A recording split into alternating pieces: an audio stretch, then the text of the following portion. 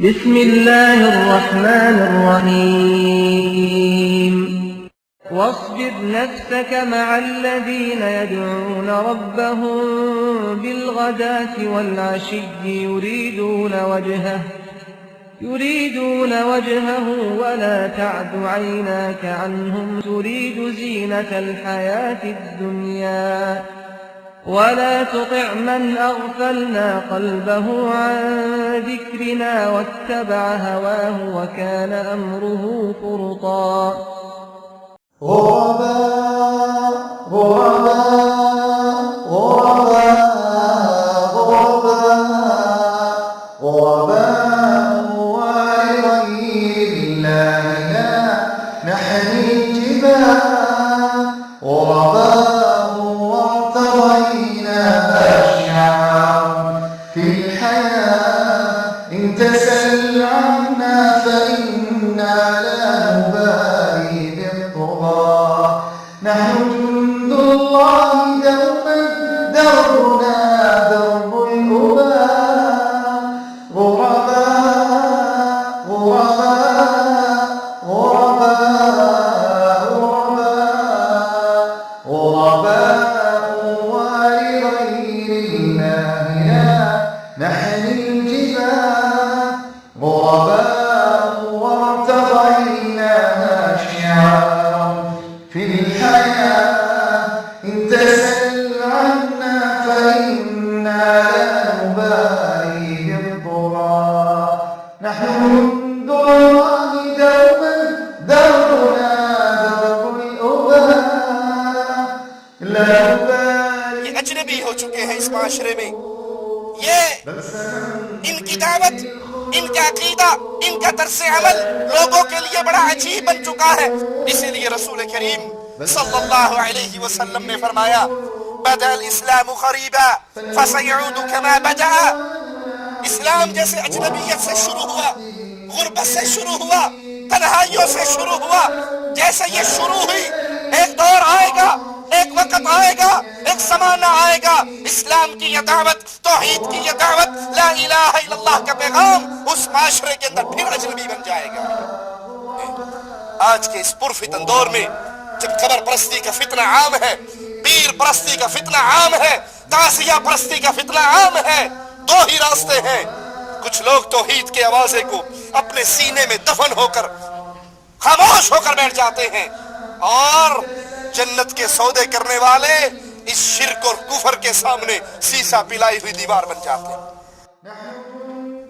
یہ غرباء وہ ہے جب لوگ فاسد بن جائیں گے، لوگوں کے عقیدے فاسد ہو جائیں گے، ان کے اعمال فاسد ہو جائیں گے، یہ غرباء اس وقت اصلاح کیا کریں گے. یہ لا الہ الا اللہ کی سچی پکار اجنبی ہو چکی ہے. ہمارے ذمہ کیا ہے؟ ہم دنیا کی رنگینیوں کو حاصل کریں اور دعوت توحید کو چھپا جائیں، یا ڈنکے کی چوٹ پہ لا الہ الا اللہ کے کھرے پیغام کو اپنی جان کو اپنی ہتھیلی پہ رکھ کر دنیا کے سامنے پیش کریں کہ زندگی اسی چیز کا نام ہے کہ ہم زندہ ویسے رہیں جیسے عرش والے نے ہمیں حکم دیا ہے.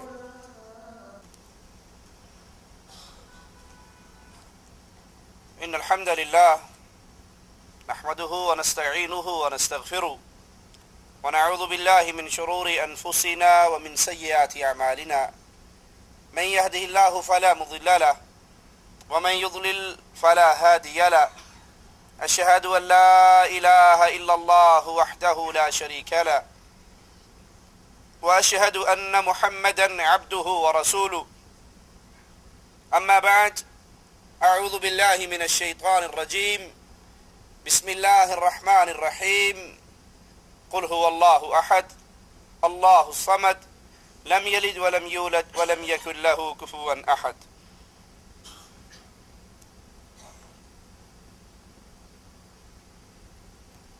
یہ دور پرفتن دور ہے. مبارکباد کے مستحق ہیں وہ لوگ جو اس دور کے اندر ایک اللہ کی توحید کو ماننے والے، اللہ کی توحید کو سمجھنے والے اور اس کی دعوت کو عام کرنے والے ہیں. خوش نصیب ہیں وہ جنہوں نے اپنی زندگی کے لیے آئیڈیل امام الانبیاء امام اعظم محمد الرسول اللہ صلی اللہ علیہ وسلم کو بنایا۔ مبارکباد کے مستحق ہیں وہ جن کے سامنے سیدنا بلال کی سیرت ہے، سیدنا فاروق کی سیرت ہے، صحابہ کرام کی سیرتیں ہیں، جو اپنی تکلیفیں اور دکھوں کے لیے اللہ کے نبی علیہ الصلاۃ والسلام کے صحابہ کی طرف دیکھتے ہیں، ان سے روشنی اور رہنمائی لیتے ہیں۔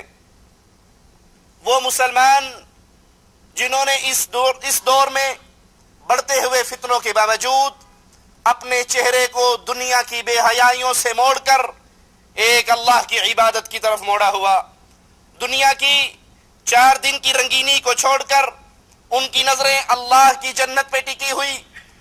دنیا کے اندر شیطان کے بہت سے ہیلے ان کو روز گمراہ کرنے کے لیے ان کے گرد جال بننے کی کوشش تو کرتے ہیں، لیکن وہ ایمان کے اس مقام پہ فائز، توحید کو سمجھنے کے بعد یہ عقیدہ ان کے سینے میں ایسا راسخ ہوا کہ وہ شیطان کے ہر ہیلے اور بہانے کو ٹھوکر مار دیتے ہیں۔ مبارک ہو ان کو جنہوں نے اللہ کے دین کو اپنے سینے سے لگایا۔ اس دور کے اندر جس دور میں مسجدیں خالی ہیں، سینما آباد ہیں، اللہ کی عبادت کے گھر خالی ہیں، شیطان کی عبادت کے گھر آباد ہیں، اس دور کے اندر جہاں قدم قدم پہ شیطان رنگینیوں میں انہیں پھنسانے کی کوشش کرتا ہے، اور یہی وہ دور ہے جس کے بارے میں امام الانبیاء امام کائنات محمد کریم صلی اللہ علیہ وسلم نے فرمایا تھا، یأتی علی الناس زمان، ایک وقت آئے گا، ایک دور آئے گا، ایک زمانہ آئے گا، القابض فیہ علی دینہ کالقابض علی الجمر، اس دور کے اندر، اس لمحے کے اندر، ان ایام کے اندر، ان فتنوں کے اندر جو اپنے آپ کو دین پہ قائم رکھے، ہر مسئلے کے اندر اللہ کے دین کی طرف دیکھے، شادی کرنی ہے تو اللہ کے دین کو اپنے لیے آئیڈیل بنائے، موت کا واقعہ ہو تو رسول کریم کی زندگی کو اپنے سامنے رکھے، توحید کو سمجھنے کی بنا پر اگر کوئی اس کو تانے دیتا ہے، کوئی تکلیفیں دیتا ہے، کوئی آوازیں کستا ہے، کوئی مارنے کے لیے ہاتھ اور قدم بڑھاتا ہے، تو اس حالات کے اندر بھی وہ اللہ کے دین کو اپنے سامنے رکھے۔ تو امام الانبیاء فرماتے ہیں ایک دور آئے گا جس دور کے اندر دین پہ عمل کرنے والا، دین کے اوپر پورا اترنے والا، دین کی باتوں کو اپنے لیے اے سے لے کر زیڈ تک، الف سے لے کر یا تک، ہر مسئلے میں دین اسلام کو اپنے لیے رہنما بنانے والا ایسے ہوگا، اس کے لیے دین پہ عمل کرنا اتنا مشکل ہوگا جتنا مٹھی کے اندر آگ کے انگارے کو بند کرنا مشکل ہوتا ہے۔ آج جو اللہ کی توحید کو سمجھتے ہیں، جو اللہ کی توحید کو مانتے ہیں، دنیا ان کو تانے دیتی ہے، دنیا ان کو گالیاں دیتی ہے، دنیا کا بس چلے تو ان کو گولیوں سے چھلنی کر دیتی ہے، ان کے اجتماعات کو بم کے دھماکوں سے اڑا دیتی ہے، دنیا کا بس چلے انہیں جینے کا حق نہیں ملتا۔ کیوں؟ وجہ کیا ہے؟ یہ اللہ کے دین کو اپنے سینے سے لگانے والے یہ اجنبی ہو چکے ہیں اس معاشرے میں، یہ ان کی دعوت، ان کا عقیدہ، ان کا طرز عمل لوگوں کے لیے بڑا عجیب بن چکا ہے، ان کی آنکھوں میں کھٹکتا ہے۔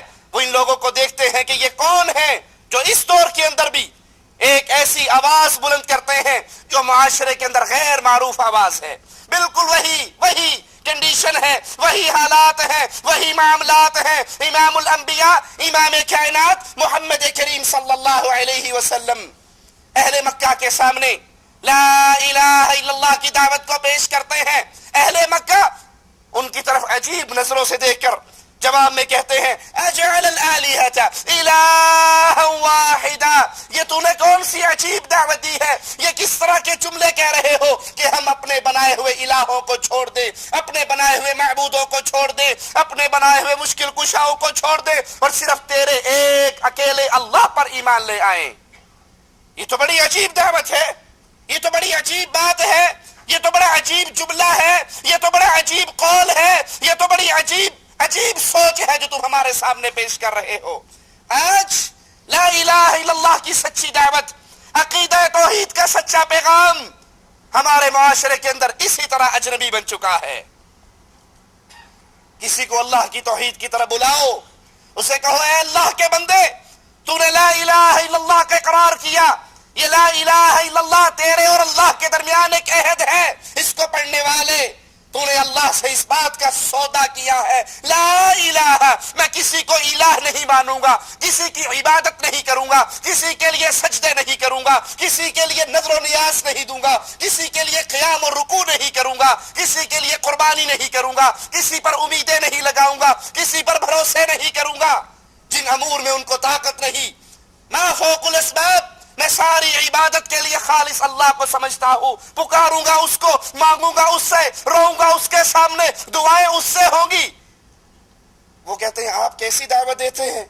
یہ پوری دنیا بزرگوں کے قبروں پہ جھکی ہوئی، یہ ہزاروں کے مجمع بزرگوں کے عرصوں پہ آنے والے، یہ لاکھوں کا مجمع بابا جی کی قبر اور درگاہ پہ اکٹھا ہونے والا، کیا یہ اس بات کو نہیں جانتے؟ کیا ہمارے بڑے اس بات کو نہیں جانتے؟ کیا ہمارے پیر و فقیر اس بات کو نہیں جانتے؟ لا الہ الا اللہ کی دعوت ویسے ہی اجنبی بن چکی، ویسے ہی اجنبی بن چکی، ویسے ہی غریب ہو گئی جیسی اس دور کے مشرکوں کے سامنے یہ دعوت غریب تھی کہ ہم تجھ سے جو سن رہے ہیں ہم نے اپنے بزرگوں سے نہیں سنا. اسی لیے رسول کریم صلی اللہ علیہ وسلم نے فرمایا بدأ الاسلام غریبا فسيعود كما بدأ. اسلام جیسے اجنبیت سے شروع ہوا، غربت سے شروع ہوا، تنہائیوں سے شروع ہوا. کس طرح کی غربت؟ کس طرح کی غربت؟ وہ انسان جس نے اپنے بھائی کے گھر بیٹے کے پیدا ہونے کی خوشی میں، اپنے بھتیجے کی پیدائش کی خوشی میں خبر لانے والی ثوبیہ لونڈی کو آزاد کر دیا تھا. وہ چچا، وہ چچی اسی بھتیجے کے دروازے پر کانٹے بچھانے کے لیے تیار ہیں، پتھر مارنے کے لیے تیار ہیں، مجنون، شاعر اور کذاب کہنے کے لیے آپ کے پیچھے پیچھے چل رہے ہیں. کیسی عجیب، کیسی اجنبیت ہے، کیسی اجنبیت ہے اس معاشرے کے اندر. وہ انسان جس نے اپنی زندگی کو ان لوگوں کے سامنے پیش کر کے کہا لوگوں 40 سال تمہارے اندر گزارے ہیں، میں نے کبھی جھوٹ بولا، میں نے کسی کی امانت کھائی؟ وہ جواب میں کہتے ہیں ما جربنا علیک الکذب، تیری زبان سے جھوٹ کبھی نہیں نکلا، تو امین ہے، تو صادق ہے، تو سچا ہے. لیکن جو دعوت لے کر آیا ہے یہ دعوت ہمارے بزرگوں کی بات سے ٹکراتی ہے، یہ دعوت ہم نے سنی نہیں، اس دعوت کا ہمیں شعور نہیں، ہم اس دعوت کو ماننے کے لیے تیار نہیں. آپ نے فرمایا جیسے یہ اجنبیت سے اس دعوت کا آغاز ہوا فَسَيَعُودُ كَمَا بَدَا، جیسے یہ شروع ہوئی ایک دور آئے گا، ایک وقت آئے گا، ایک زمانہ آئے گا، اسلام کی یہ دعوت، توحید کی یہ دعوت، لا الہ الا اللہ کا پیغام اس معاشرے کے اندر پھر اجنبی بن جائے گا. آج کسی سے کہو داتا اللہ ہے، غریب نواز اللہ ہے، بندہ نواز اللہ ہے، بندہ پرور اللہ ہے، مشکل کشا اللہ ہے، حاجت روا اللہ ہے، بگڑی بنانے والا اللہ ہے، گنج بخش اللہ ہے، کشتی پار لگانے والا اللہ ہے، اولاد دینے والا اللہ ہے، رزق دینے والا اللہ ہے. وہ کہتے ہیں یہ جو بات تم کر رہے ہو ہم نے تو نہیں سنی، یہ دعوت ہم نے نہیں سنی، ہمارے بزرگوں نے نہیں سنائی، ہمارے بڑوں سے ہم تک نہیں پہنچی. تمہاری دعوت ہم اس کو نہ ماننے کے لیے تیار ہیں نہ قبول کرنے کے لیے تیار ہیں. امام الانبیاء فرماتے ہیں یہ اسی طرح لوٹ آئے گا جس طرح اس کا آغاز ہوا تھا. صحابہ پوچھتے ہیں یا رسول اللہ صلی اللہ علیہ وسلم یہ غربا کون ہیں؟ یہ غربا کون ہیں جن کے لیے آپ آواز لگا رہے فطوبى للغرباء، ان غربا کے لیے، ان اجنبیوں کے لیے مبارک ہو، ان کو خوشخبری ہو، ان کو جنت کی بشارتیں ہوں. امام الانبیاء، امام کائنات محمد کریم صلی اللہ علیہ وسلم جواب میں فرماتے ہیں الذین یصلحون اذا فسد الناس، یہ غربا وہ ہے جب لوگ فاسد بن جائیں گے، لوگوں کے عقیدے فاسد ہو جائیں گے، ان کے اعمال فاسد ہو جائیں گے، یہ غربا اس وقت اصلاح کیا کریں گے. جب لوگ فساد کے راستے پہ چلیں گے، جب لوگ شریعت کے مخالف چلیں گے، یہ اجنبی، یہ اللہ کی توحید کو سینے سے لگانے والے، یہ قرآن کو اپنے سینے سے لگانے والے، یہ ہر مسئلے میں یہ دعوت دینے والے لوگوں، ہر مسئلے میں ایک ہی بات دیکھی جائے گی عرش والا کیا کہتا ہے، محمد کریم کیا فرماتے ہیں صلی اللہ علیہ وسلم. غربا وہ ہے جب لوگ فساد کے راستے پہ چلے، یہ اصلاح کی کوشش کرے. اور سب سے بڑا فساد زنا کرنا فساد ہے, چوری کرنا فساد ہے, ڈاکے ڈالنا فساد ہے, قتل کرنا فساد ہے, دہشت گردی, یہ تمام چیزیں اس میں آتی ہیں. لیکن اللہ کی قسم سب سے بڑا فساد یہ ہے, یہ پیشانی جو خاص اللہ کے سامنے جھکنے کے لیے بنی تھی, آج یہ پیشانی قبروں پہ, ڈھیریوں پہ, خانقاہوں پہ, درگاہوں پہ, درباروں پہ, پیروں کے سامنے, بزرگوں اور بابوں کے سامنے جھکا دی جائے. اللہ کی توحید کو چھوڑ کے شرک کے راہی بننا کائنات کا سب سے بڑا فساد ہے. اور مومن غربا اجنبی وہ کون ہے؟ جب لوگ شرک کے راستے پہ چل رہے ہوں گے, یہ ان کو توحید کی دعوت دینے والے. آئیے اے اہل توحید, تمہارے لیے پیغام, اے اہل توحید تمہارے لیے مبارکباد کے آوازے. اگر تم پریشانیوں کے ایام میں, مصیبتوں کے ایام میں, غربت کے ایام میں اللہ کی توحید کو سینے سے لگائے رکھو, کیونکہ یہ زندگی 4 دنوں کی زندگی ہے, اور پھر یہ ہمیشہ کی جنت ہے, یہ ہمیشہ کی جہنم ہے. آئیے آپ کے سامنے ایک مومنہ عورت کا ذکر کرتے ہیں جس نے اللہ کی توحید کو سیکھا, اللہ کی توحید کو سمجھا, اللہ کے نبی پر ایمان لے کر آئی, فرعون کے گھر میں رہتی ہے, فرعون کی بچیوں کی آیا ہے, اس کے ہاتھ سے کنگھی زمین پہ گرتی ہے, وہ بسم اللہ کہہ کر اس کو اٹھا لیتی ہے. فرعون کی بیٹی کہتی ہے بسم اللہ, یعنی تو نے میرے باپ کا نام لیا ہے, میرے باپ کو اللہ کہا ہے, اس کو رب مانتی ہے. جواب میں کہتی ہے نہیں, ہرگز نہیں, تیرا رب میرا رب فرعون کا رب ربی اللہ, اللہ تو وہ رب ہے جو تیرا بھی رب ہے, میرا بھی رب ہے, تیرے بابا فرعون کا بھی رب ہے. یہ لڑکی بڑی حیران ہوتی ہے, میرے باپ کے محل میں رہنے والی, میرے باپ کی دی ہوئی نعمتوں کو کھانے والی, میرے باپ کے سائے کے نیچے رہنے والی, میرے باپ کو چھوڑ کر کسی اور کو رب کہتی ہے. وہ دوڑتی ہے, اپنے بابا کو خبر دیتی ہے, بابا تیرے محل کے اندر ایک ایسی عورت بھی ہے جو تجھے رب نہیں کہتی, کسی اور ذات کو رب مانتی ہے. فرعون اس کو بلاتا ہے, پوچھتا ہے کیا ماجرا ہے, تیرا رب کون ہے؟ جواب میں کہتی ہے ربی و ربک اللہ, میرا بھی رب تیرا بھی رب, کائنات ساری کا رب اللہ ہے. فرعون اس کے سامنے منظر کشی کرتا ہے, دیکھ تو محل میں رہ رہی ہے, نعمتوں میں رہ رہی ہے, رنگینیوں میں رہ رہی ہے, دنیا کی لذتیں ساری تیرے قدموں میں ڈھیر ہے.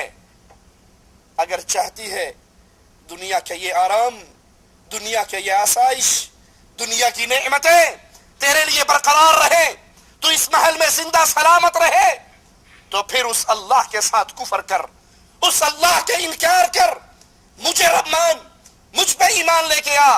وہ جواب میں کہتی ہے نہیں, ربی اللہ, میں تو اپنے اللہ کو اپنا رب مانتی ہوں. فرعون کو پتہ لگا کہ اس کے 5 یتیم ہیں, 5 بچوں کو یہ پال رہی ہے, اور وہ اس کو سب سے زیادہ دنیا میں محبوب ہے. ان 5 بچوں کو بلاتا ہے, تیل کا کڑاہا آگ پہ رکھتا ہے.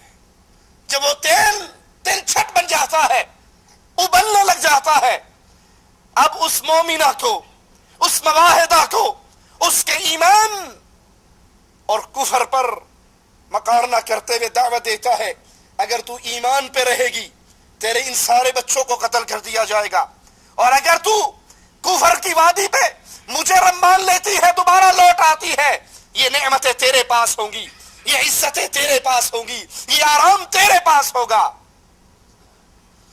اللہ کی توحید کو سمجھ کر اپنے ملکوں میں لوٹ کر جانے والوں, اور تھوڑی سی تکلیف آنے پر اللہ کی توحید سے منہ موڑ لینے والوں, تھوڑے سے غم اور دکھ آنے پر صرف اس بات پر یہ جملے سن کر ماں کہہ دے میں تجھ سے ناراض ہوں, باپ کہہ دے میں تجھ سے ناراض ہوں, باپ اور ماں گھر سے نکال دے, پٹائی کرے, قوم اور برادری مخالفت کرے, اتنی سی بات کو سن کر اللہ کی توحید کو چھوڑ کر پھر قبروں کا طواف کرنے کی طرف جانے والوں, پھر غیر اللہ کی عبادت کی طرف جھکنے والوں, مومن وہ ہوا کرتا ہے جب ایمان سینے میں آ جاتا ہے، وہ کہتا ہے مر جانا آسان ہے، شرک کرنا دوبارہ برداشت۔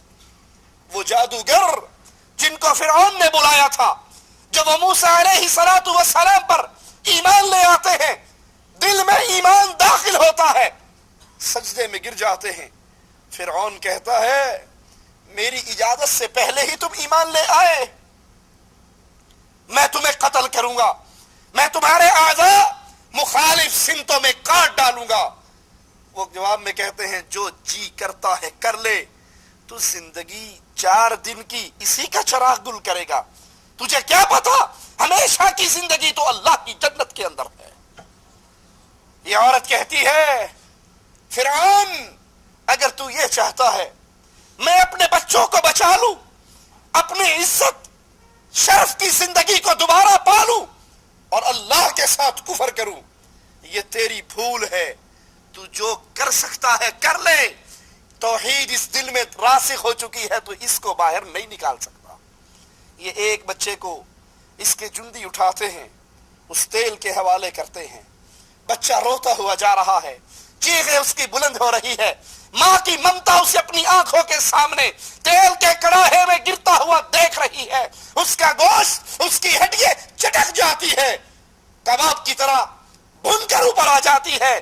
یہ اپنے بچے کو اپنی آنکھوں کے سامنے روز کھوتا دیکھ لیتی ہے، لیکن رب کی توحید سے انکار نہیں کرتی۔ ایک بچے کے مرنے پہ فرعون کہتا ہے کیا خیال ہے، یہ میرے محل کی زندگی، یہ نہروں کے اندر رہنے والی زندگی، یہ نعمتوں بھری زندگی، یہ آرام اور آسائش کی زندگی، اگر یہ لینا ہے، دنیا کی لذتیں لینی ہیں تو کہہ دے فرعون میں تجھے رب مانتی ہوں، انا ربکم الاعلی، میں تمہارا رب ہوں، اور اگر تو توحید پہ قائم رہتی ہے، اللہ کو اپنا رب کہتی ہے، جس طرح یہ مرا ہے میں تیرے سارے بچوں کو اسی طرح مانتا ہوں۔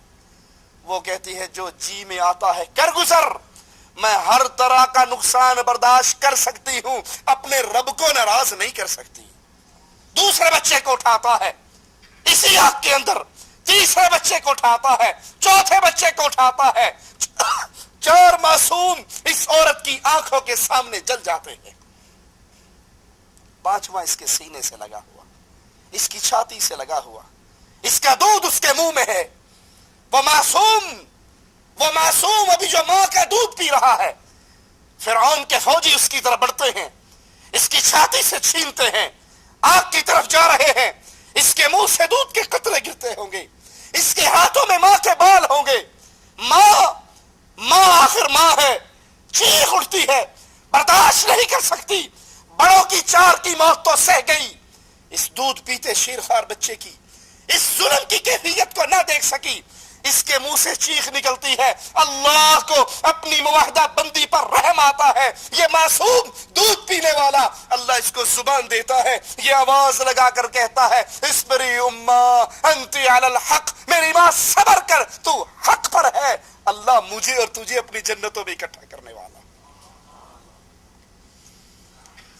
سارے بچوں کی قربانی دے کر فرعون پھر اس مومنہ موحدہ کی طرف دیکھتا ہے، پوچھتا ہے کیا خیال ہے، کیا پروگرام ہے؟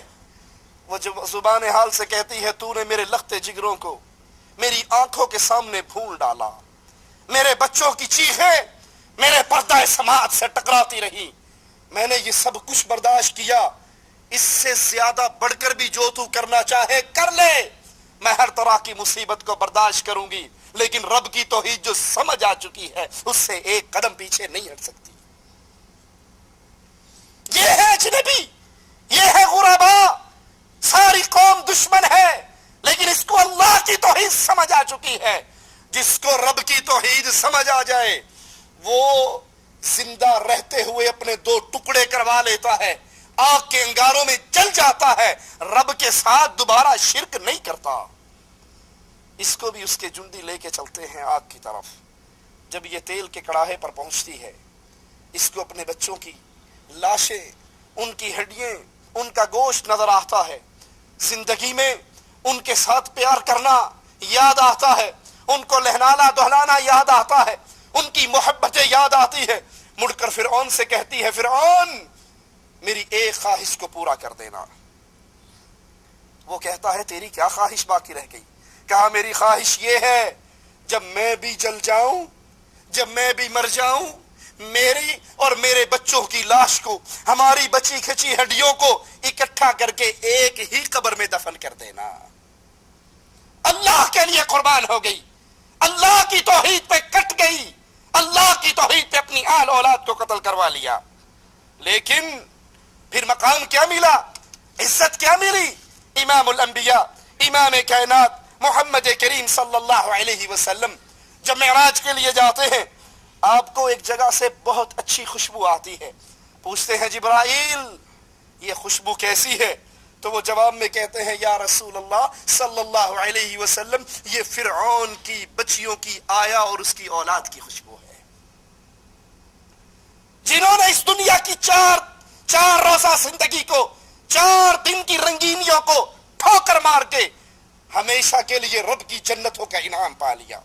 اور قرآن حکیم ایسے ہی لوگوں کے بارے میں اعلان کرتا ہے وَلَا تَحْسَبَنَّ الَّذِينَ قُتِلُوا فِي سَبِيلِ اللَّهِ أَمْوَاتًا، جو اللہ کے لیے شہید ہو جائے، جو اللہ کے لیے قربان ہو جائے، جو اللہ کے لیے قتل ہو جائے، ان کو مردہ نہ کہو، ان کو مردہ نہ سمجھو، بل احیاء عند ربهم یرزقون، بلکہ یہ اپنے رب کے ہاں زندہ ہے، ان کو رزق دیا جاتا۔ امام الانبیاء فرماتے ہیں شہیدوں کی روحوں کو مالک سبز پرندوں کے قالب میں ڈال دیتا ہے، وہ جنت میں جہاں چاہتے ہیں اڑتے پھرتے ہیں، جنت کے رزق کھاتے ہیں، جنت کی زندگی میں ہے، جنت کی نعمتوں میں ہے۔ اور ایک دن مالک نے کہا شہیدوں سے مانگو کیا مانگتے ہو، سوال کرو جو چاہتے ہو۔ شہید کہتے ہیں اللہ تو نے ہمیں جنت انعام کے طور پہ دی ہے، ہمارا ٹھکانہ جنت ہے، ہمیں اور کیا چاہیے؟ اللہ پھر سوال کرتا ہے مانگو کیا مانگتے ہو، سوال کرو کیا سوال کرتے ہو؟ جواب میں کہتے ہیں اللہ اگر تو نے دینا ہے تو پھر ایک سوال تجھ سے کرتے ہیں، ہماری روحوں کو واپس ہمارے جسموں میں لوٹا دے، ہم تیرے راستے میں توحید کی دعوت دیں، جہاد کریں، شہادت کا مقام پائیں، وہ مزہ دوبارہ لینے کو جی چاہتا ہے جو تیرے راستے میں مرتے ہوئے آیا تھا۔ مالک نے فرمایا یہ تو میرا قانون ہے، جو یہاں آ جائے وہ واپس، جو آ جائے وہ واپس۔ جمعرات کو تو ہمارے ہاں آتے ہیں، وہ کہاں سے آتے ہیں؟ جمعرات کو تو آتے ہیں، حلوہ مانڈا پکتا ہے، مرغے روسٹ ہوتے ہیں، دروازے پیٹتے ہیں اور کہتے ہیں کی پکایا جے؟ جواب ملتا ہے حلوہ شریف ہے، مرغا شریف ہے، چامپیں بھنی ہوئی ہیں، ماشاءاللہ ماشاءاللہ، تم نے روحوں کی بڑی عزت کی ہے۔ اور پتہ لگے اگر دال مسور ہے کہتا ہے پھٹے منہ تمہارا، ہمارے لیے دال مسور رہ گئی ہے، کتنی دور سے آئے اور دال مسور پکی ہوئی۔ اس آیت کو لے کر بعض لوگ کہتے جی آپ نہیں مانتے، مالک کہتا ہے کہ ان کو مردہ نہ کہو، ان کو مردہ نہ کہو، مردہ نہ سمجھو، یہ زندہ ہے۔ لیکن آیت کا اگلا حصہ نہیں پڑھتے، زندہ کہاں ہے؟ ہم بھی مانتے ہیں شہید زندہ ہے، لیکن کہاں؟ شہید کہاں زندہ ہے؟ عند ربهم یرزقون، اللہ کی جنتوں میں زندہ ہے اور اللہ سے اپنی روزی پاتے ہیں۔ وہ جمعرات کو تمہارے گھروں میں پھیرے مارنے کے لیے نہیں آتے، تمہاری ڈوبی ہوئی کشتیوں کو پار لگانے کے لیے نہیں آتے۔ انہوں نے تو سوال کیا تھا یا لیت قومی یعلمون بما غفر لی ربی وجعلنی من المکرمین، اے کاش میری قوم کو پتہ لگ جائے شہید ہونے کے بعد رب نے مجھے کتنی عزتیں عطا کی ہے۔ لیکن شہید اس دنیا میں انہیں واپس آنے کی اجازت نہیں ہے۔ فرحین بما آتاهم اللہ من فضلہ ویستبشرون بالذین لم یلحقوا بهم من خلفهم الا خوف علیہم ولا هم یحزنون، اللہ نے اپنے فضل سے جو انہیں دے رکھا ہے اس سے بہت خوش ہیں، خوشیاں منا رہے ہیں۔ ان لوگوں کی بابت جو اب تک ان سے نہیں ملے ان کے پیچھے ہیں، اور نہ ان پر خوف ہے نہ ان پہ غم ہے، نہ ان پہ کوئی غم نہ ان پہ کوئی خوف۔ یستبشرون بنعمت من اللہ وفضل وَأَنَّ اللَّهَ لَا يُضِيعُ أَجْرَ الْمُؤْمِنِينَ.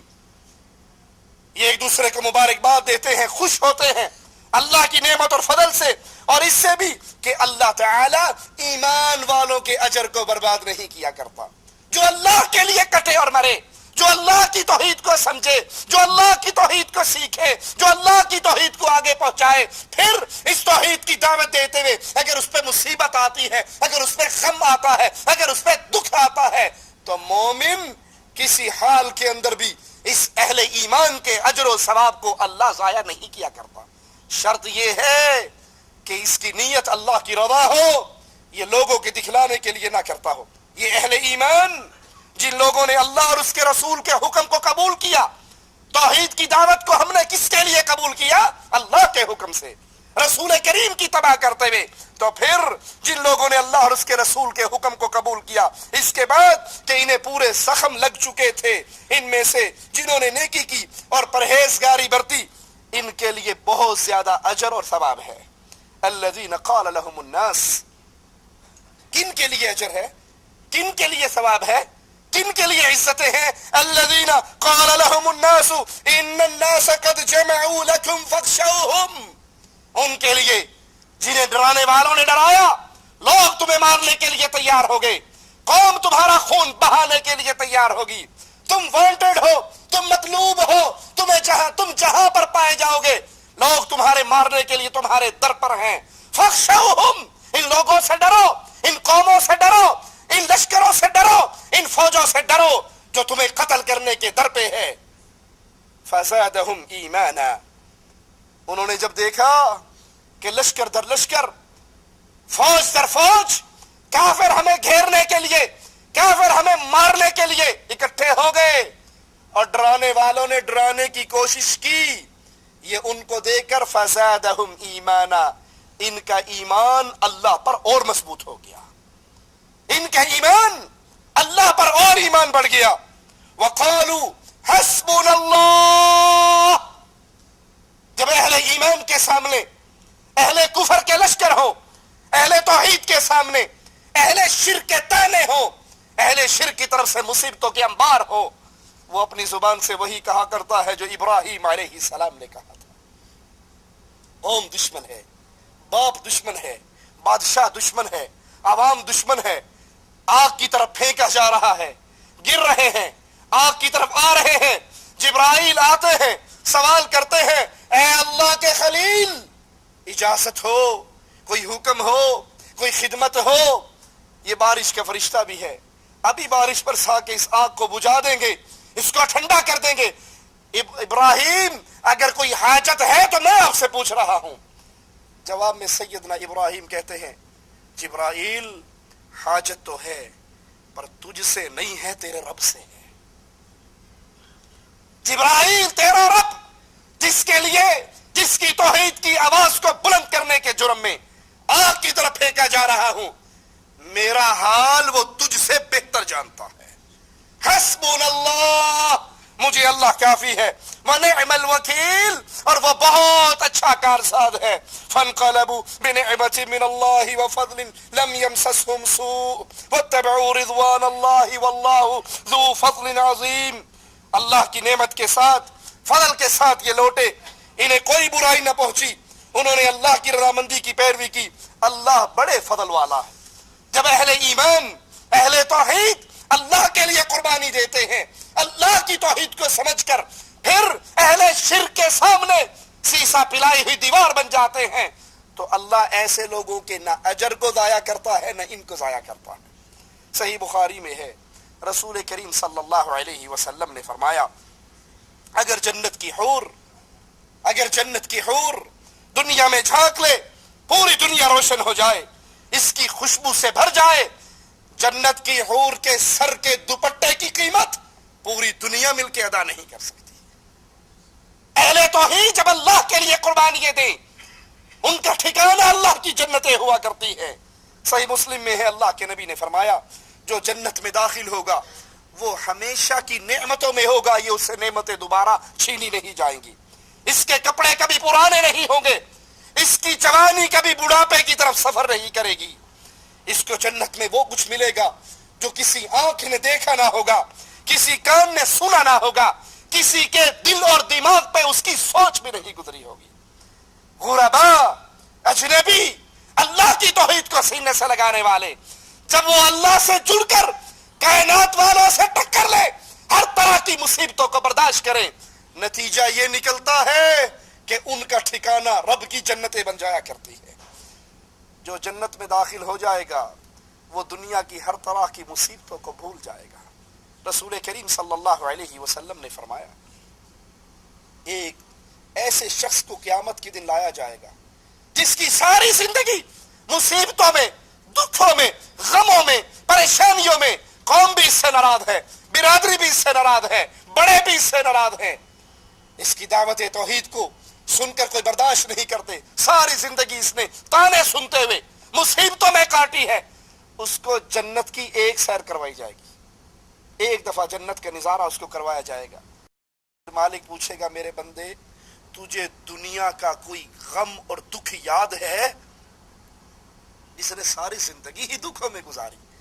وہ جنت کا ایک منظر دیکھ کر, ایک نظر ڈال کر وہ کہے گا, اللہ ساری زندگی ایسے ہی مزے سے گزاری ہے جیسے اب تیری جنت کو دیکھا. وہ دنیا کے ہر غم اور دکھ کو بھول جائے گا. سوچئے اہل جنت کون ہیں, جنت میں جانے والے کون ہیں؟ جنہوں نے خواہشات کی پوجا کی, جنہوں نے لوگوں کے طعنوں کو سن کر اللہ کی توحید سے منہ موڑا, جو شرک پر, بدعات پر, خرافات پر اس لیے تیار ہو گئے کہ برادری کیا کہے گی, قوم کیا کہے گی, قبیلہ کیا کہے گا, حکومتیں کیا کہیں گی. بات تو ٹھیک ہے, دل تو میرا اس پہ راضی ہے, لیکن میں کسی سے ٹکر نہیں لے سکتا, میں کسی کے سامنے توحید کی آوازیں کو بلند نہیں کر سکتا. کیا یہ اللہ کی جنت میں جائیں گے؟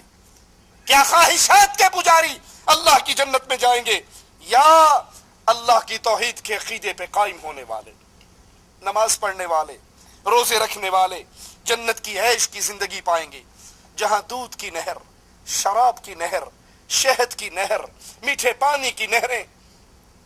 تصور کیجئے دنیا کے اندر اگر کسی انسان کا محل, کسی انسان کی کوٹھی نہر کے کنارے پر ہو, وہ صبح اپنی چھت پہ چڑھتا ہے, سامنے اس کو نہر کا ٹھنڈا بہتا ہوا پانی نظر آتا ہے. اس کے لیے یہ سین, یہ منظر کتنا پیارا ہے. کوئی اس کو کتنے بھی پیسے دے, وہ کہے گا اس لوکیشن کی کوٹھی میں چھوڑنے کے لیے تیار, نہر کے کنارے میرا گھر ہے, سامنے پانی کی نہر. ارے تصور کرو اس جنتی کے لیے جس جنتی کے محل میں سے دودھ کی نہر بہتی ہوگی, شراب کی نہر بہتی ہوگی, شہد کی نہریں بہتی ہوں گی, میٹھے پانی کی نہریں ہوں گی, جہاں کوئی اس کو روکنے اور ٹوکنے والا نہ ہوگا. یہ جنت کس کو ملے گی؟ جس نے دنیا کے اندر اللہ کے دین کو سینے سے لگایا.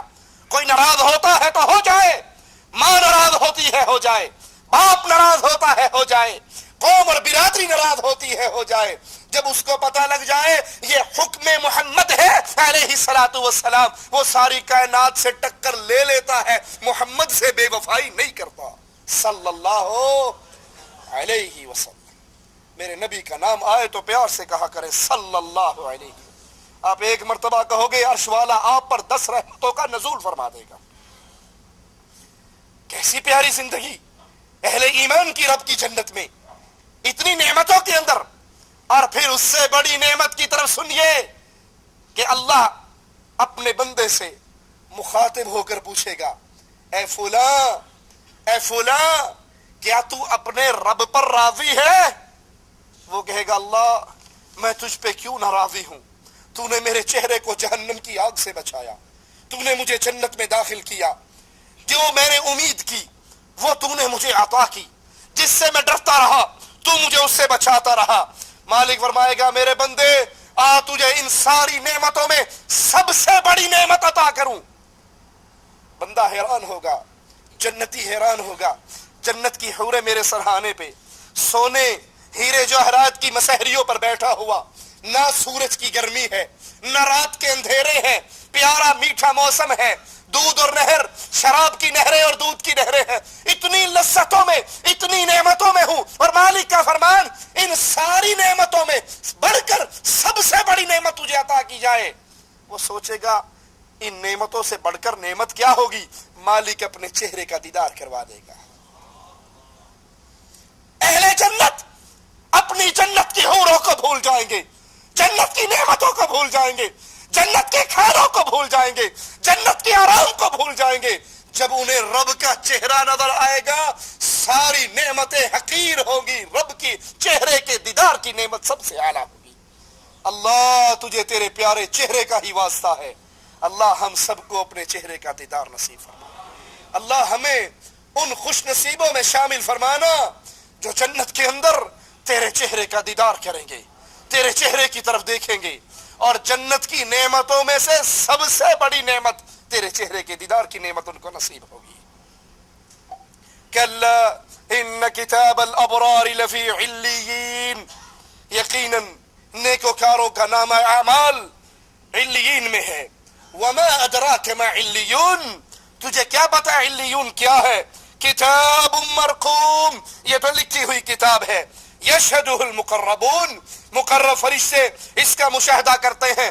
ان الابرار لفی نعیم، یقیناً نیک لوگ بڑی نعمتوں میں ہوں گے. علی الارائک ینظرون، مسہریوں پر بیٹھے دیکھ رہے ہوں گے. تعرف فی وجوہہم نظرۃ النعیم، تو ان کے چہروں سے نعمتوں کی تر و تازگی کو پہچان لے گا.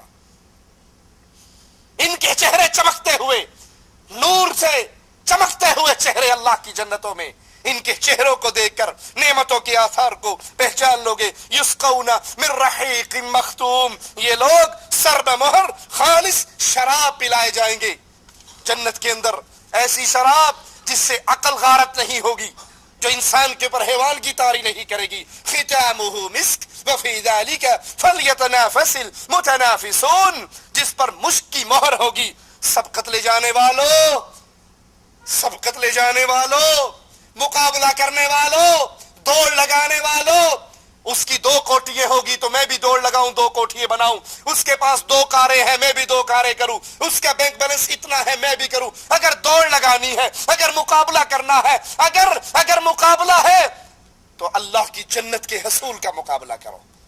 اس جنت کے لیے کوشش کرو جس جنت کے اندر عین یشرب بها المقربون، وہ چشمہ جس کا پانی مقرب لوگ پیئیں گے. ان الذین اجرموا كانوا من الذین آمنوا يضحكون، مجرم لوگ، شرک کرنے والے، قبروں کو پوجنے والے، درگاہوں پہ سجدے کرنے والے، پیروں کے سامنے سجدے کرنے والے، قبروں کا طواف کرنے والے، غیر اللہ کے لیے نظر دینے والے، غیر اللہ کی سبیلہ لگانے والے، غیر اللہ کی نیازیں ماننے والے، شرک کرنے والے، اس دنیا میں مجرم لوگ.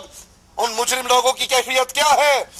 ان الذین اجرموا كانوا من الذین آمنوا يضحكون، مجرم لوگ ایمان والوں کی ہنسی اڑایا کرتے تھے. وَإِذَا مَرُّوا بِهِمْ يَتَغَامَزُونَ، جب یہ مشرک اہل توحید کے پاس سے گزرتے، اہل توحید آٹے میں نمک کے برابر، اہل توحید دنیا میں تھوڑے، اور یہ اپنی کثرت پہ ناز کرنے والے، یہ اپنی کثرت پہ فخر کرنے والے. اگر تم حق پہ ہوتے تو زیادہ تم نہ ہوتے. ہر طرف دربار آباد ہیں، ہر طرف قبریں آباد ہیں، ہر طرف میلے لگ رہے ہیں، ہر طرف عرس لگ رہے ہیں. ہم لاکھوں میں ہیں، ہم کروڑوں میں ہیں، ہر ملک میں دربار ہیں. کہیں اجمیر والے کی پوجا ہے، کہیں اجمیری کی قبر پہ سجدے ہیں، کہیں غریب نواز کی قبر کا طواف ہے، کہیں لال شہباز کی قبر کا طواف ہے. اگر تم حق پہ ہوتے تم زیادہ ہوتے. نہیں، ہم حق پر ہیں، ہم زیادہ ہیں. تم تو گستاخ ہو، تم تھوڑے سے ہو، تم آٹے میں نمک ہو. وَإِذَا مَرُّوا بِهِمْ یتغامزون، جب ان کے پاس سے گزرتے آپ اس میں آنکھ سے اشارے کرتے. آج بھی اہل توحید کو دیکھ کر اہل شرک، مجھے یاد ہے میرے شیخ بدیع الدین رحمہ اللہ ٹرین کے اندر سفر کر رہے، انڈیا کے اندر ٹرین میں سفر کر رہے. کچھ مولوی حضرات بیٹھے ہوئے، قبروں کے پجاری، کہنے لگے آپ کون ہیں؟ اس نے کہا مسلمان ہوں. کہا نہیں، مسلمان تو سارے ہیں، پھر بھی آپ کون ہیں؟ مراد کہ اگلا اسٹیشن کون سا ہے آپ کا؟ بریلوی ہیں، دیوبندی ہیں، صوفی ہیں، چشتی ہیں، قادری ہیں، رضوی ہیں، نوری ہیں، کیا ہیں؟ کہنے لگے اچھا میں سعید آبادی ہوں. ان کا گاؤں سعید آباد ان کے گاؤں کا نام تھا. کہا میں سعید آبادی ہوں. کہا نہیں، ہم یہ نہیں پوچھ رہے کہ آپ میں ویسے پوچھ رہا ہوں آپ کون ہیں؟ کہا بھائی میں نے بتایا ہے میں سعید آبادی. کہا مولانا صاحب ہم مذہب کے بارے میں پوچھ رہے ہیں, آپ بریلوی ہیں یا دیوبندی ہیں, کون ہیں؟ کہا میں محمدی ہوں. اگر تم مذہب کا پوچھتے ہو میں محمدی ہوں. کہا اچھا پھر تم وہ ہو. ہاں سمجھ گئے تم وہ ہو. آج بھی اہل توحید کو اہل شرک اشارے اور کنایے میں تنگ کرتے ہیں.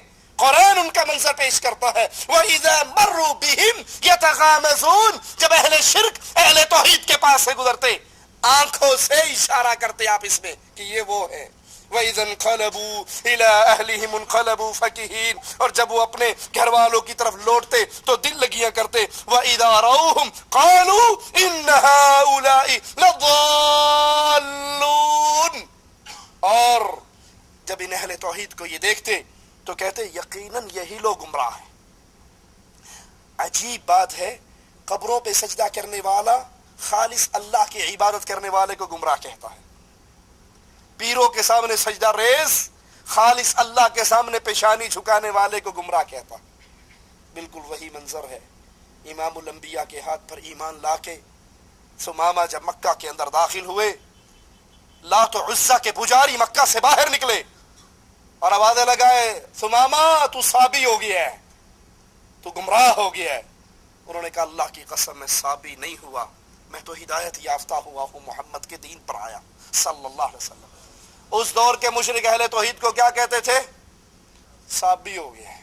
اور آج کے دور کے کیا کہتے ہیں؟ اے وابی ہو گیا ہے.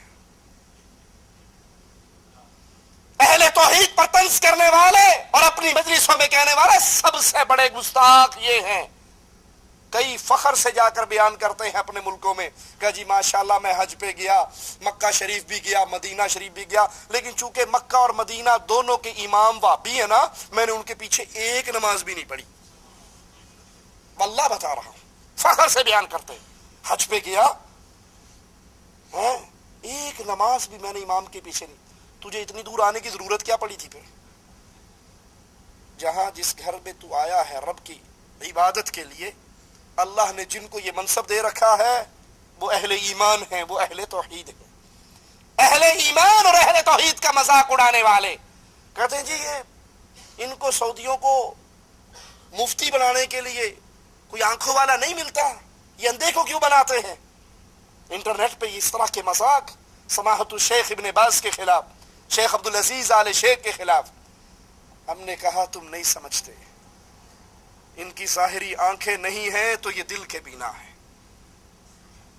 یہ ظاہری آنکھیں نہ ہونے کے باوجود ان کی دل کی, ایمان کی, عقیدے کی, توحید کی آنکھیں روشن ہیں. یہ لوگوں کو اللہ کی توحید کی طرف دعوت دیتے ہیں, اور تم آنکھیں ظاہری پانے کے باوجود دل کے اندھے ہو, عقیدے کے اندھے ہو, توحید کے اندھے ہو. تمہیں رب نے اتنی پیاری نعمت دی ہے, تم رب کی نعمت کو استعمال کرتے ہو, شکر کرنے کا وقت آئے تو بابے کے قدموں میں سجدے کرتے ہو. تم سے تو وہ نابینے اچھے ہیں جن کی ظاہری آنکھوں کی نعمت نہیں ہے, لیکن رب نے ان کو توحید کی نعمت سے ان کے سینے کو منور کیا ہوا ہے. اہل شرک کا یہ وتیرہ ہے, وہ اہل ایمان کا مذاق اڑاتے ہیں. سوچئے, اللہ کے لیے سوچئے, اس جنت کی اگر خواہش ہے تو اس جنت کا حصول کیسے ہوگا؟ خواہشات کے پیچھے چل کے جی تو چاہتا ہے, لاکھوں کا میلہ ہے, کتنے ہی لوگوں کا دل چاہتا ہے ہم بھی شغل میلہ دیکھنے چلے. قبروں پہ جو میلے لگتے ہیں اس میں شغل میلہ ہی تو ہوتا ہے, اور کیا ہوتا ہے؟ کہیں موت کا کنواں ہے جہاں پہ سنخے ڈانس کر رہے ہیں, کہیں لکیرانی سرکس ہے, کہیں چوریے ہیں, کہیں بدکاریے ہیں, کہیں منشیات ہے. ویسے اگر ہیروئن پیئیں گے تو پولیس پکڑ کے لے جائے گی, لیکن اگر بابا جی کی درگاہ پہ بیٹھ کے پیئیں گے تو اب بابا جی کی چھتری مل گئی ہے, یہاں پہ کوئی شرطہ آ کر, پولیس والا آ کر پکڑ, دربار پر پی رہے ہیں نا.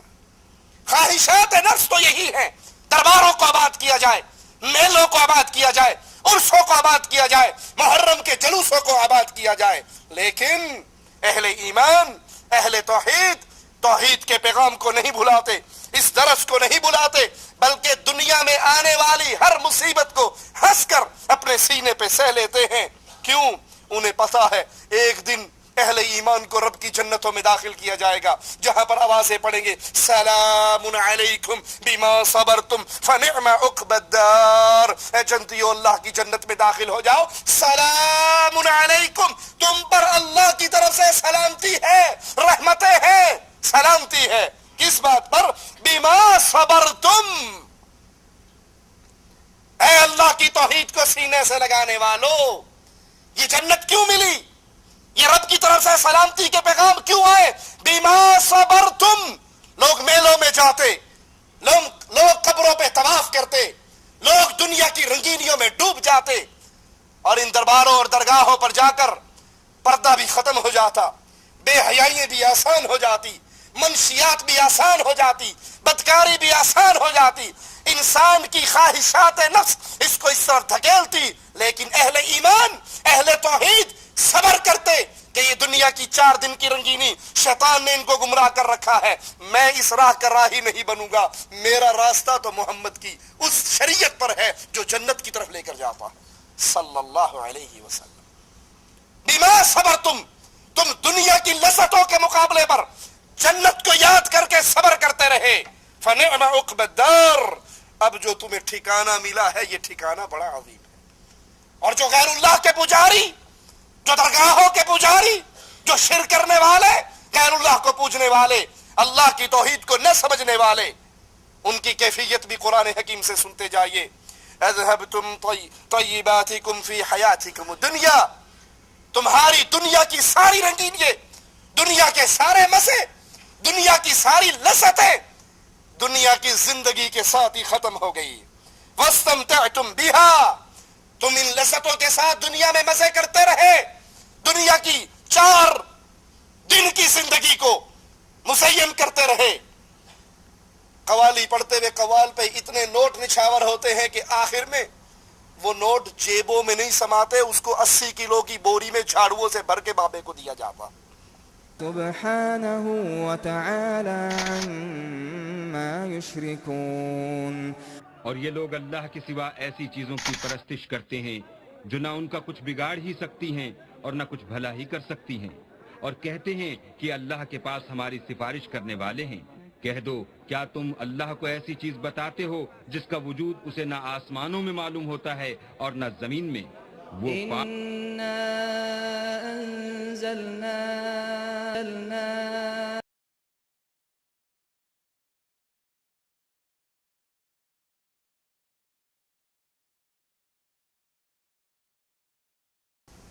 ٹھیک ہے، یہ دنیا کی 4 دن کی لذتیں ہیں، ان سے مزے کر لو، لیکن قیامت کے دن فَالْيَوْمَ تُجْزَوْنَ عَذَابَ الْهُونِ، آج رسوا کر دینے والا عذاب اہل شرک کو ملنے والا، جن کی پیشانی غیر اللہ کے لیے جھکتی رہی، جو غیر اللہ کو پکارتے رہے، جو غیر اللہ کی عبادت کرتے رہے، جو اہل توحید کا مذاق اڑاتے رہے.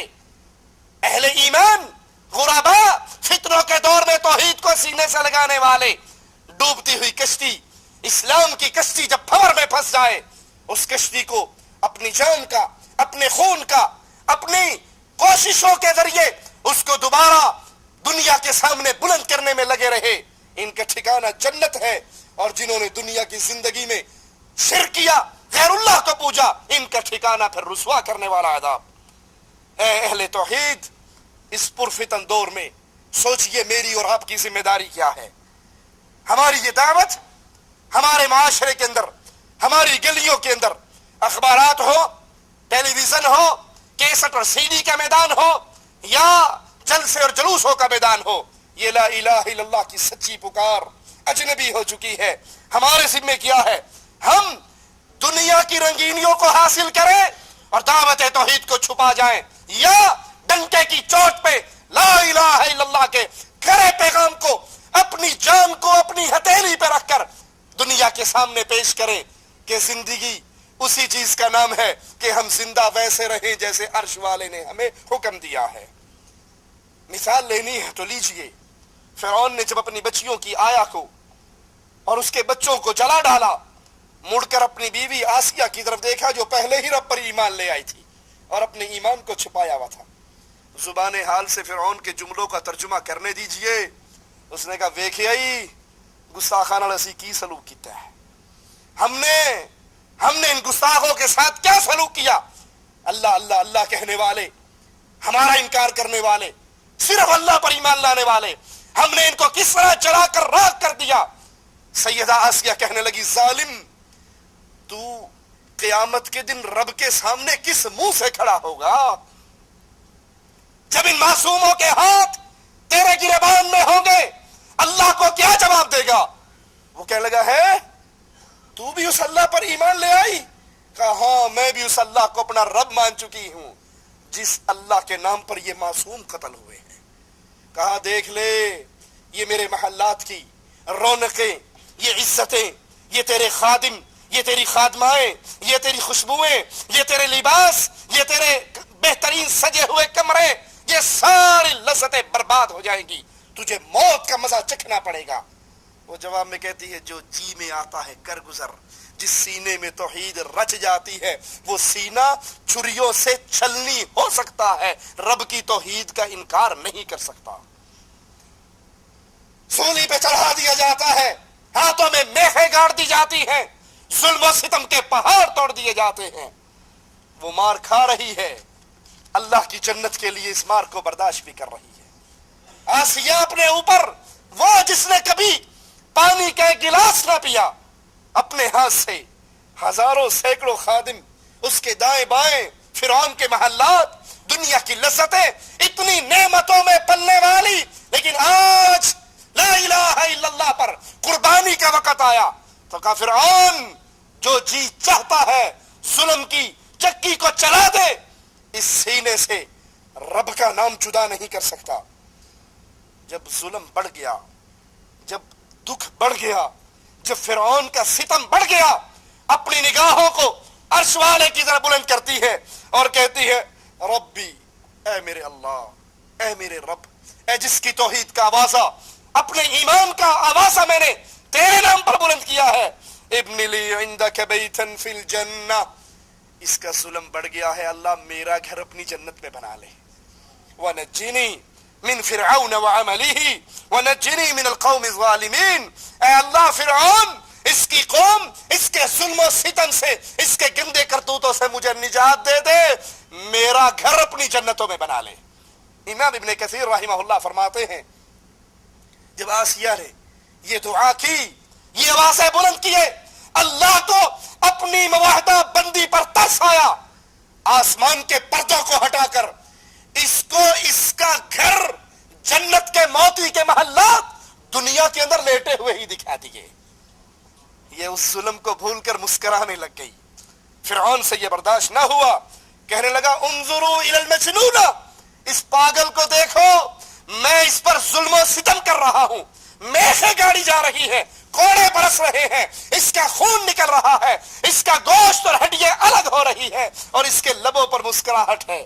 وہ نہیں سمجھتا یہ اس زندگی کے ختم ہونے کے بعد رب کی جنت کی زندگی کو پا کر مسکرا رہی ہے۔ اہل ایمان توحید کو قبول کر کے مصیبتیں تو آتی ہیں، لیکن رزلٹ کس کو ملتا ہے، مقام کس کا بلند ہوتا ہے؟ جو مصیبتوں، غموں، تنگیوں میں، دکھوں میں اللہ کے دین کو اپنے سینے سے لگا کر رکھے۔ اور یہ وہی لوگ ہیں، قرآن سنیے، ان الذين آمنوا وعملوا الصالحات انا لا نضيع اجر من احسن عملا۔ فرعون کی یہ بیوی، فرعون کی بچیوں کی آیا، ایک کلمہ کفر کہہ کے، ایک کلمہ کفر کہہ کے اللہ کی توحید کا انکار کر کے اپنے آپ کو عذاب سے بچا سکتی تھی، مصیبتوں سے نکال سکتی تھی، لیکن دنیا کی چار دن کی زندگی کو ٹھوکر مار کے ان اہل ایمان نے ہمیشہ کی جنت کی زندگی کو قبول کیا۔ اور مالک فرماتا ہے ان الذین آمنوا، بے شک وہ لوگ جو ایمان لے آئے، وعملوا الصالحات، پھر انہوں نے نیک اعمال کیے، انا لا نضيع اجر من احسن عملا، ہم نیک عمل کرنے والوں کا عمل کبھی ضائع نہیں کریں گے۔ اولئک لہم جنات عدن تجری من تحتہم الانہار، یہ وہ لوگ ہیں جن کو ہمیشہ کی جنتیں ملیں گی، ان کے نیچے اللہ کی جنت کی نہریں بہتی ہوں گی، یحلون فیہا من اساور من ذہب، یہ سونے کے کنگن، اللہ کی جنت میں سونے کے کنگن پہنیں گے، ویلبسون ثیابا خضرا من سندس واستبرق، یہ نرم باریک ملائم اور موٹے ریشم کے لباس پہنیں گے، मुत्तकीन फीहा अलल अराइक, ये मसहरियों पर बैठे हुए, तकिए लगाए हुए बैठे होंगे। निअमत सवाबु व हसनत मुर्तफका, इनको क्या खूब बदला मिला है, किस कदर उम्दा इनकी आरामगाह है।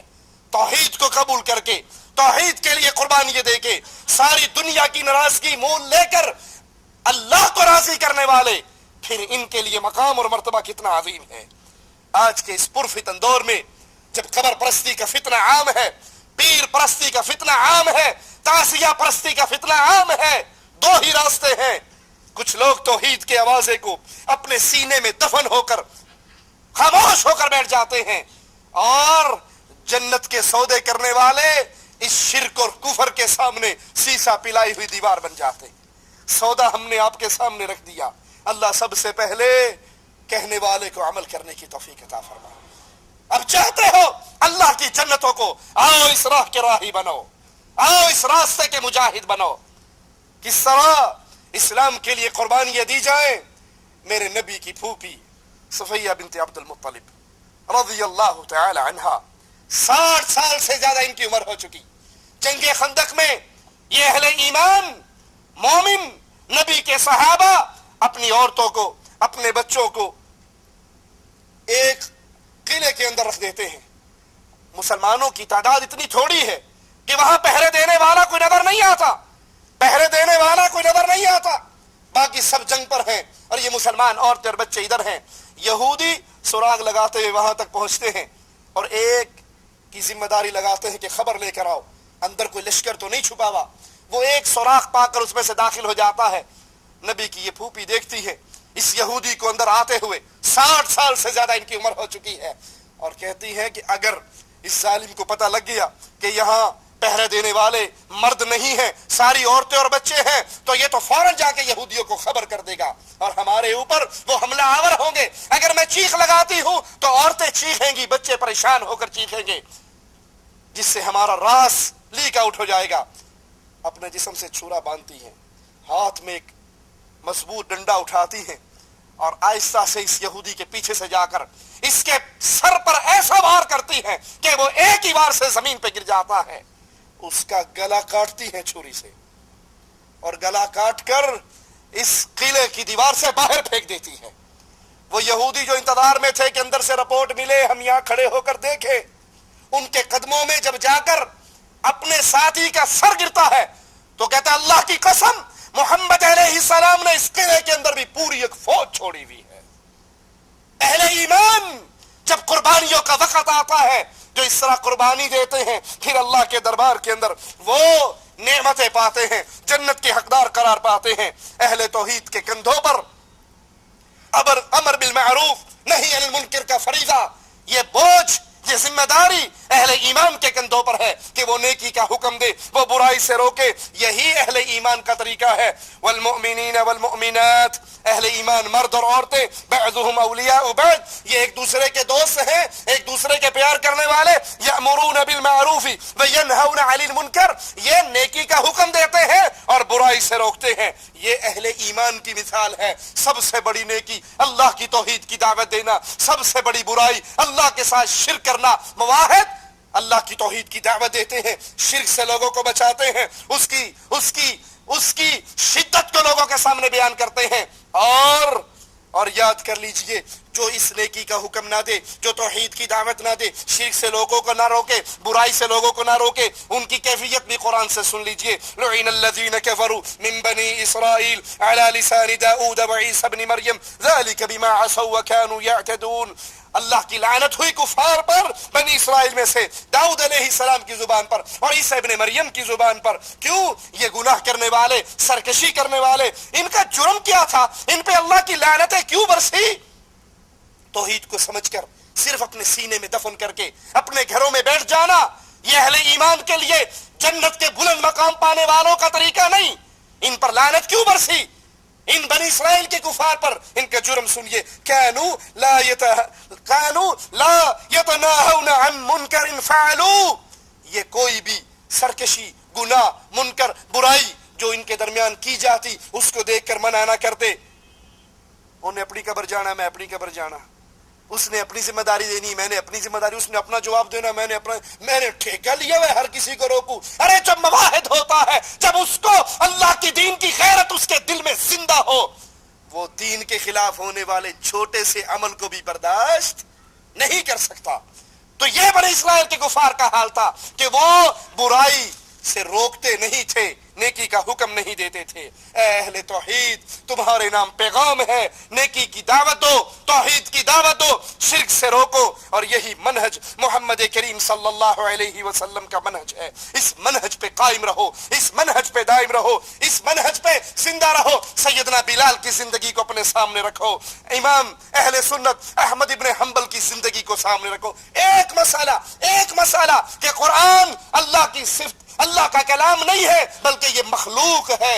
امام صاحب نے کہا پوری دنیا میرا ساتھ چھوڑ جائے، مارنے والے جو چاہیں کر لیں، میرے جسم اور روح کا رشتہ توڑ سکتے ہیں، لیکن مجھ سے اس مسئلے پہ فتویٰ نہیں لے سکتے جس مسئلے پہ قرآن اور محمد کا فرمان موجود نہ ہو صلی اللہ علیہ وسلم۔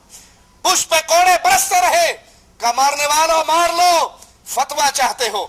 احمد تم سے ایک ہی سوال کرتا ہے، یا رب کے قرآن کی آیت لے آؤ یا محمد کریم کا فرمان لے آؤ صلی اللہ علیہ وسلم۔ امام مالک کا چہرہ کالا ہوا، طلاق کے مسئلے پر بادشاہ نے فتویٰ مانگا، کہا فتویٰ لینا ہے اللہ کا قرآن، محمد علیہ السلام کا فرمان۔ اگر یہ دو چیزیں، دونوں میں سے کوئی ایک چیز تمہارے پلے میں ہے تو مالک فتویٰ دینے کے لیے تیار ہے، اور اگر تم مار کر فتویٰ لینا چاہو تو مالک کی روح اور جسم کا رشتہ ٹوٹ سکتا ہے، حدیث رسول کے خلاف فتویٰ جاری نہیں ہو سکتا۔ یہ 4 دن کی زندگی ہے، اس زندگی کو دنیا کی رنگینیوں میں ضائع نہ کیجئے، وگرنہ قیامت کے دن کا جو منظر ہے اس کو اپنے سامنے رکھیے۔ فَكُبْكِبُوا فِيهَا هُمْ وَالْغَاوُونَ، پس وہ سب اور کل گمراہ لوگ جہنم میں داخل، اوندے منہ ڈالے جائیں گے۔ وَجُنُودُ إِبْلِيسَ أَجْمَعُونَ، اور ابلیس کے تمام لشکر بھی وہاں۔ قَالُوا وَهُمْ فِيهَا يَخْتَصِمُونَ، یہ آپس میں جھگڑا کرتے ہوئے کہیں گے تَاللَّهِ إِن كُنَّا لَفِي ضَلَالٍ مُبِينٍ، اللہ کی قسم ہم تو کھلی غلطی پر تھے۔ پیر و مرید کے جھگڑے، پیر و فقیروں کے جھگڑے، جو لوگوں کو اپنے سامنے جھکاتا ہے، جھکانے پہ راضی ہوتا ہے۔ بزرگوں نے، اولیاء اللہ نے اپنی قبروں کو پکی کرنے کی دعوت نہیں دی، ان پہ سجدے کرنے کی دعوت نہیں دی، ان پہ قبے کرنے کی دعوت نہیں دی، ان پہ عرس منانے کی دعوت نہیں دی۔ یہ بعد والے لوگوں نے پیٹ کی جہنم بھرنے کے لیے اولیاء اللہ کے ساتھ یہ سلوک کیا۔ اب جو لوگ لوگوں کو اپنے سامنے سجدہ کروائے، ان سے عبادت کروائے، اس پہ راضی رہے، تو مرید اس طاغوت کو جہنم میں کیا کہیں گے؟ اذ نسویکم برب العالمین، ہم تمہیں، اس وقت ہم گمراہی میں تھے جب ہم تمہیں اللہ کے برابر کرتے تھے۔ نماز میں بھی اللہ کے لیے سجدہ ہوتا تھا، اور پیر سامنے بھی سجدہ ہوتا، بیت اللہ کا طواف بھی ہوتا تھا، اور قبروں کا طواف بھی ہوتا تھا، حج میں اللہ کے نام پر بھی قربانی ہوتی تھی، قبر پہ بھی قربانی ہوتی تھی۔ اذ نسویکم برب العالمین، ہم تمہیں اللہ رب العالمین کے برابر بنا بیٹھے تھے، ہم اس وقت بڑی گمراہی میں تھے۔ وما ضلنا الا المجرمون، اور ہمیں تم جیسے رسوا بدکاروں کے سوا کس نے گمراہ کیا ہے؟ ہم تمہاری لچھے دار تقریریں سن کر اس شرک کے راستے پہ چلتے تھے۔ فما لنا من شافعین، اب تو ہمارا کوئی سفارشی بھی نہیں ہے۔ ولا صدیق حمیم، نہ کوئی سچا غمخوار ہمارا دوست ہے۔ فلو ان لنا کرۃ فنکون من المؤمنین، اہل شرک کی حسرت بھری آواز قرآن کے الفاظ میں سنیے۔ اہل شرک کہیں گے اے کاش ایک مرتبہ دنیا میں جانے کا موقع مل جائے، ایک مرتبہ پھر دنیا میں لوٹ جائے، پھر ہم شرک نہیں کریں گے، پھر ہم مومنین کی صف میں شامل ہوں گے۔ اللہ سے دعا ہے اللہ ہمارے گناہوں کو معاف فرمائے، اللہ ہماری خطاؤں کو معاف فرمائے، اللہ ہمیں زندہ رکھے، توحید پہ رکھے، ہمارے دل میں غیرت توحید کو پیدا فرمائے۔ اس فتنوں کے دور میں اللہ کی توحید کو سینوں سے لگانے والا، اس توحید کو بیان کرنے والا، اس توحید کی غیرت اپنے دل میں پیدا کرنے والا، اللہ ہمیں اس حال میں موت دینا۔ اے ہمارے اللہ تو ہم سے راضی ہو، ہم تجھ سے راضی ہوں۔ اقول قولی ھذا واستغفر اللہ لی ولسائر المسلمین فاستغفروه انه هو الغفور الرحیم۔